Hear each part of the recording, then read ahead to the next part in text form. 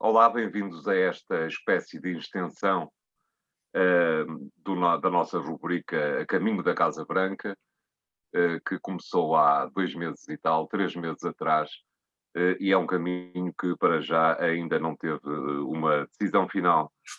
Para compreendermos os últimos acontecimentos nos Estados Unidos, socorremos de quem sabe bem mais do que nós sobre esta matéria, o embaixador Francisco Seixas da Costa, a quem agradeço a disponibilidade, e a quem perguntava desde já como é que vê aquilo que se está a passar neste momento nos Estados Unidos. O que se passou na quarta-feira passada fez lembrar as imagens do filme Outubro, de Sergei Einstein, o assalto ao Palácio de Inverno de São Petersburgo, que só aconteceu na imaginação fértil do cineasta, mas cujas imagens pareceram muito aquilo que aconteceu esta quarta-feira no Capitólio.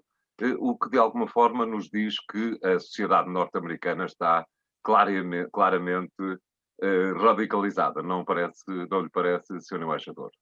Sim, eu penso que a situação que se passou nos Estados Unidos, eu não posso dizer não sendo, sendo surpreendente, é evidente que foi uma surpresa, mas hoje em dia tudo aquilo que envolveu a administração Trump e o modo como a administração Trump se prolongou e se efetivou nestes tempos, acaba por, eu diria, quase naturalizar grandes surpresas.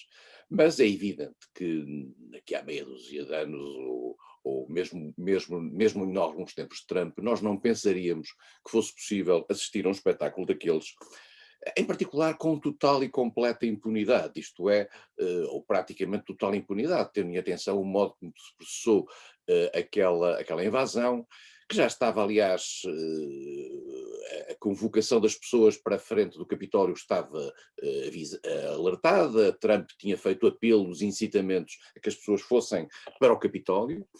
A polícia Não, estava conivente?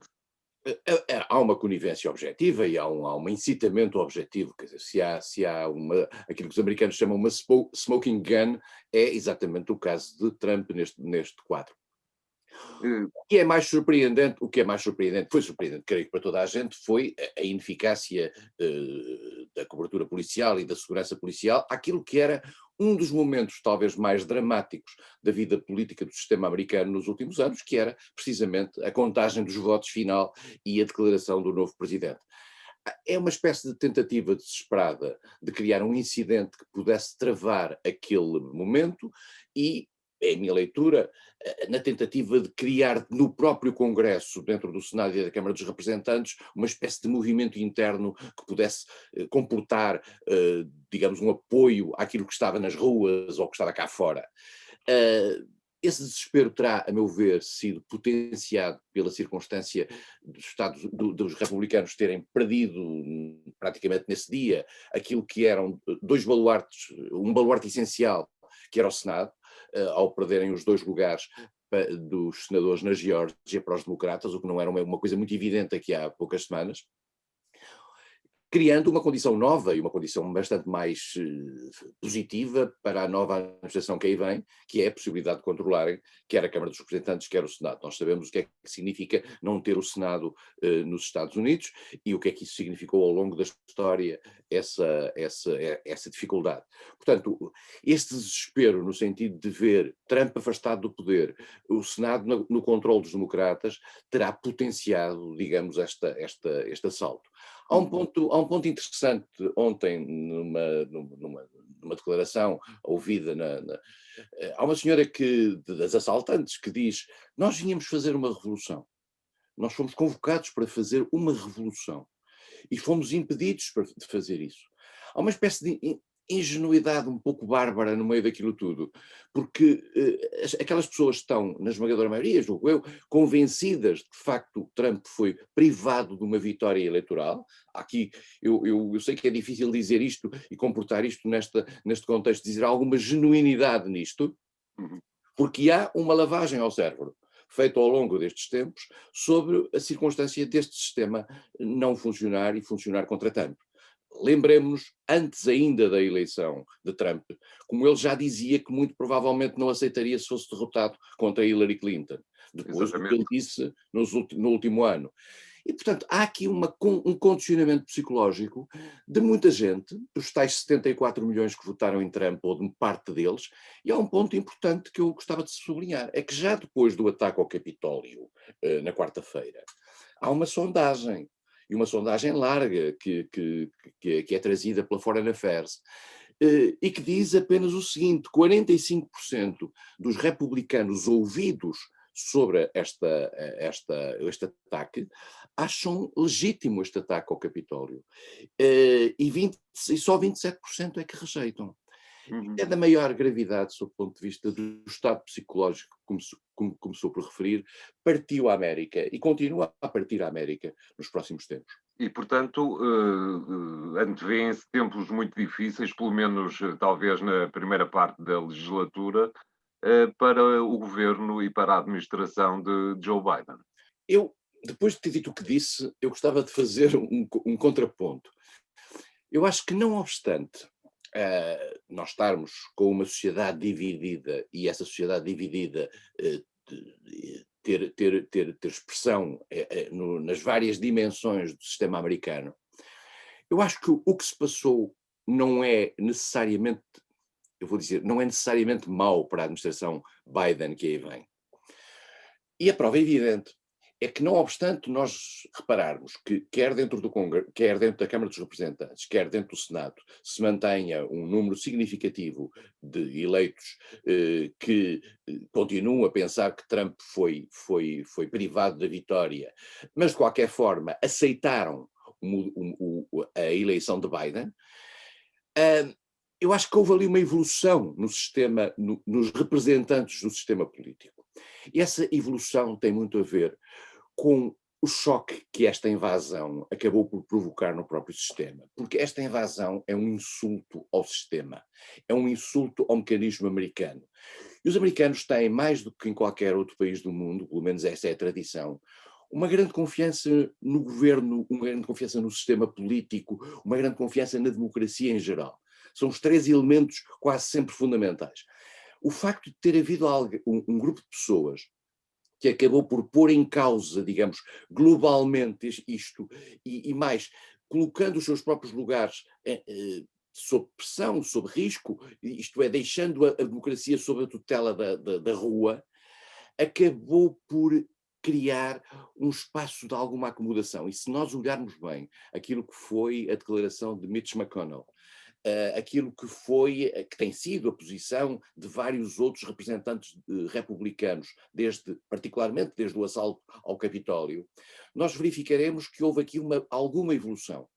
Ora bem, Biden é talvez a pessoa mais capaz de aproveitar estes cacos todos juntos para poder daqui fazer qualquer coisa. Porquê?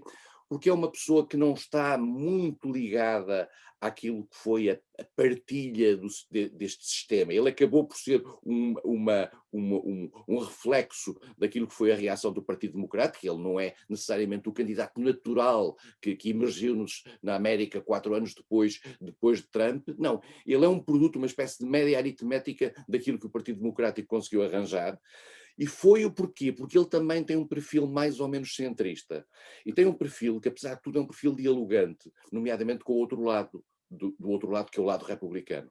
E Biden pode aqui encontrar um espaço, agora que estas pessoas estão um pouco chocadas com os acontecimentos, para tentar encontrar, digamos, algum compromisso para o futuro. Porque há coisas no Senado, por exemplo, que precisam de ser votadas por 2/3, e não é só uma maioria simples, dada pelo atual empate mais a vice-presidente como fator de desempate. Há coisas que precisam de 2/3, e para isso é preciso negociar.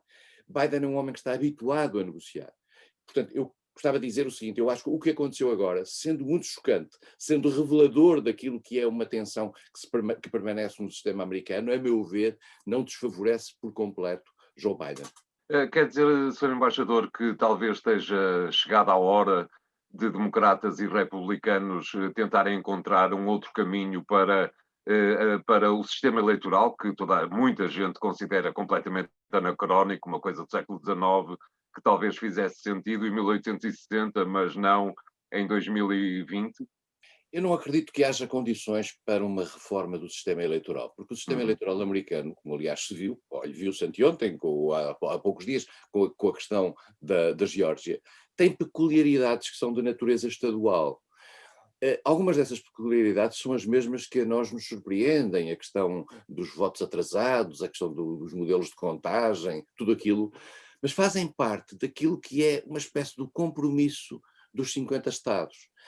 E esse compromisso, em primeiro lugar, é muito difícil de reabrir um debate nacional, em particular num tempo tão polarizado como estamos, e é difícil, a nível estadual, pôr em causa aquilo que é a sua idiosincrasia quase institucional. Eu não acredito muito que, salvo algum ponto ou outro em que possa haver um consenso, que haja uma ideia de reformar o sistema. Porque aquilo que mais choca, por exemplo, um observador europeu, que é a circunstância de, muitas vezes, não foi o caso, mas de muitas vezes o candidato eleito ter menos votos nacionais do que o candidato derrotado, é uma peculiaridade que tem a ver com o funcionamento do sistema. A leitura democrática não é feita nos Estados Unidos e por muita gente que está apegada a este sistema, da mesma maneira que é feita noutros países. Porquanto, o papel da preeminência dos Estados e do papel da contagem dos Estados e do modo e do poder relativo desses Estados no contexto geral justifica este sistema. Pode chocar as pessoas, e particularmente choca as pessoas quando há um grande diferencial de votos, como aconteceu já no passado por duas vezes. Aconteceu com Clinton, já tinha acontecido com Al Gore. E, portanto, mas isto não me parece que haja condições para uma reflexão muito profunda sobre o sistema, particularmente num tempo em que as tensões permanecem. Sr. Embaixador, permita-me então que lhe coloque a última questão, que é a seguinte, e é uma questão que talvez mereça, precise de mais informação, mas mesmo assim coloco-lhe. hum, que partido republicano é que teremos nos próximos 4 anos como oposição à administração democrata? Eu vou dizer uma coisa que pode, pode parecer chocante. Eu acho que os manifestantes que entraram no Capitólio fizeram, apesar de tudo, um favor ao Partido Republicano.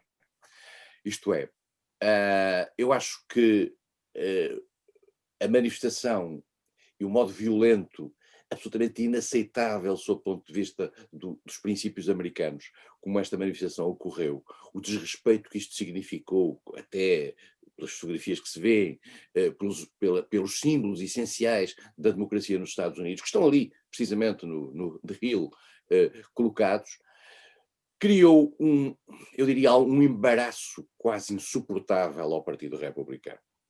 E o Partido Republicano, mas por outro lado, libertou, a meu ver, posso estar enganado e esperava não estar, mas posso estar. Eu acho que de certa maneira, o Partido Republicano ficou relativamente liberto de Donald Trump.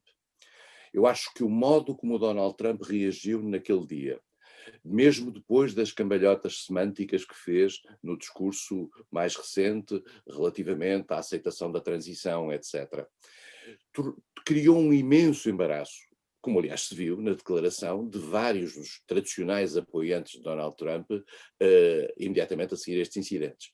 E por isso mesmo, em primeiro lugar, eu acho que este foi, sob o ponto de vista de futuro político, embora o último discurso de Trump não aponte nesse sentido, foi o princípio do fim de Donald Trump como figura referencial no campo republicano.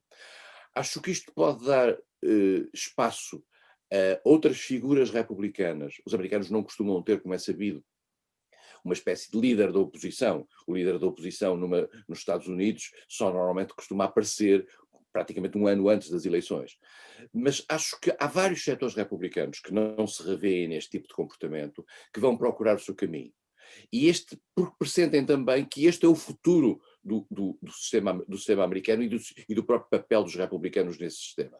Se isto continuasse preso a esta ciclotimia megalómana e um bocadinho aloucada de Trump, isto seria muito complexo para o próprio futuro do Partido Republicano. Portanto, o Partido Republicano, que cresceu muito graças a Trump, talvez agora se tenha libertado de Trump, ou começado a libertar de Trump e possa fazer o seu próprio caminho, que é um caminho, no fundo, de reconstituição de si próprio, para efeitos de ser uma alternativa, como é normalmente em poder, em matéria de poder.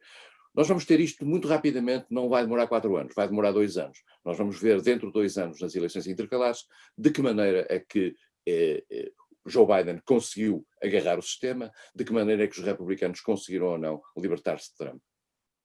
Muito bem, Sr. Embaixador, agradeço-lhe muito a sua disponibilidade. Convoco, se me permite, esta pequena traição, convoco para uma segunda volta deste pequeno programa a caminho da Casa Branca, uma vez que teremos com certeza ainda muito do que falar, pelo menos até ao dia 21 de janeiro, dia a seguir, o primeiro dia da era Biden. Volto a agradecer-lhe muito as suas palavras, que foram, como sempre, tremendamente esclarecedoras, e nós despedimos-nos exatamente para daqui a uns 15 dias, 10 dias, voltarmos com certeza a falar sobre esta matéria. E até lá, então. Obrigado.